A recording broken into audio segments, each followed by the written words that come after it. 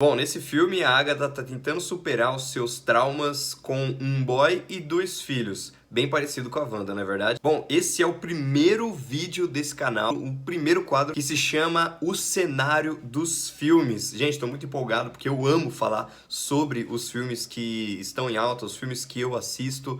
E esse quadro vai estar falando não só de uma forma técnica, mas vou falar sobre 3 aspectos de um filme.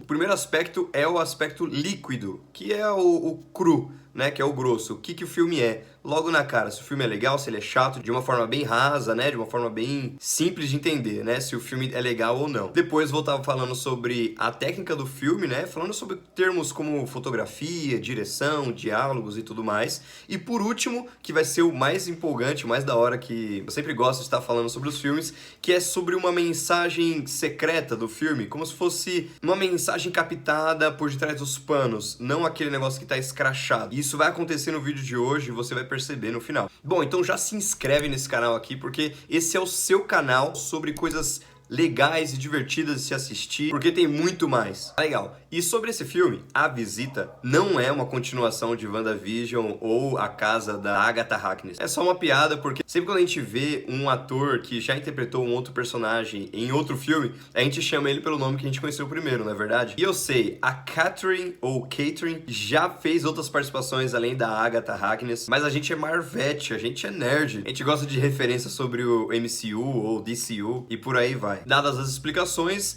A Visita é um filme de terror e de suspense de 2015. Não é um filme recente, mas eu assisti ele recentemente e achei muito interessante estar falando sobre ele. É estrelado por essa atriz aí que carinhosamente chamei de Agatha Harkness. E de uma forma bem líquida, o filme é um filme bem parado, com alguns sustinhos ali de jump scare, que vai te pegar assim, e muitas bizarrices acontecendo. Mas o grande ponto positivo do filme está no seu suspense, que é um suspense que vai sim te deixar com uma pulga atrás da orelha, querendo saber o que vai acontecer, como que vai se desenrolar, qual que é a solução do que está acontecendo ali, te fazendo teorizar bastante durante o filme todo. E agora a influência técnica do filme está em sua fotografia, que optou por uma abordagem estilo hack, em que um dos personagens vai carregando a câmera e você acompanha a história de acordo com aquela câmera, o que aquela câmera está mostrando, está contando. E ela conseguiu sim o seu ponto positivo nesse tipo de abordagem. Não ficou cansativo. Tem alguns filmes que optaram por essa técnica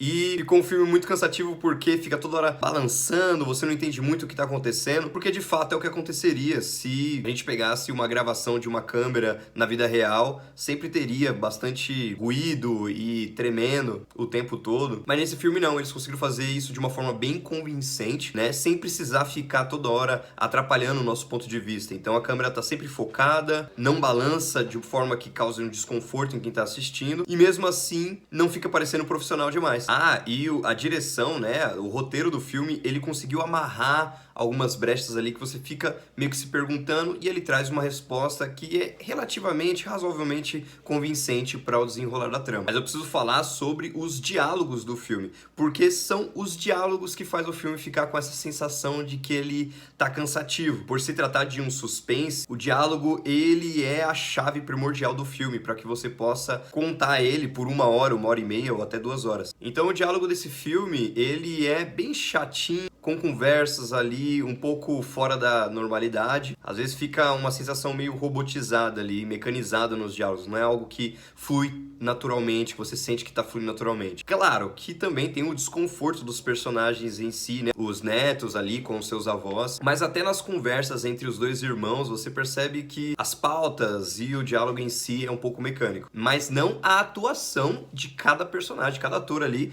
Todos estão atuando de uma forma bem convincente, bem excelente. Os avós, os netos, tá tudo muito bom. Agora falando mais especificadamente sobre o roteiro, ele é um roteiro que acaba demorando demais pra entregar o plot twist do filme. É meio como se você conseguisse ganhar o que tá acontecendo na metade do filme, ou pra quem assistiu o trailer, já entendeu o que vai acontecer no filme antes dele começar, e mesmo assim o filme ficasse ali todo o tempo tentando, preparando você pra descobrir o grande plot twist, mas na verdade ele antecipou demais, criou uma expectativa pro momento da revelação nem ser tão bombástica assim. Sem falar que no terceiro ato as coisas ficam um pouco mais perigosas, mas sem nenhuma consequência. Sem dar muito spoiler aqui do que acontece, como se você estivesse assistindo e você não precisasse se preocupar, porque você sabe que não vai acontecer nada de terrível ou ruim com os personagens. Então, no geral, tecnicamente, o filme ele ficou bem na média, sem ter muito com o que pressionar, e com uma ideia incrível, mas não tão bem desenvolvida assim. Bom, e a parte mais da hora sobre o cenário dos filmes, que é esse quadro aqui, é a mensagem do filme. Esse filme, ele acaba falando sobre a temática de perdão, tanto que no final é como que acontece o desfecho, né, sobre perdão, e isso fica bem claro conforme você vai assistindo o filme. Mas eu traria aqui uma mensagem um pouco mais subliminar, que é uma mensagem sobre traumas. Se você parar pra perceber, todos os personagens do filme que estão ali inseridos na trama, eles passaram ou estão passando por algum tipo de trauma. Traumas com pais, com filhos,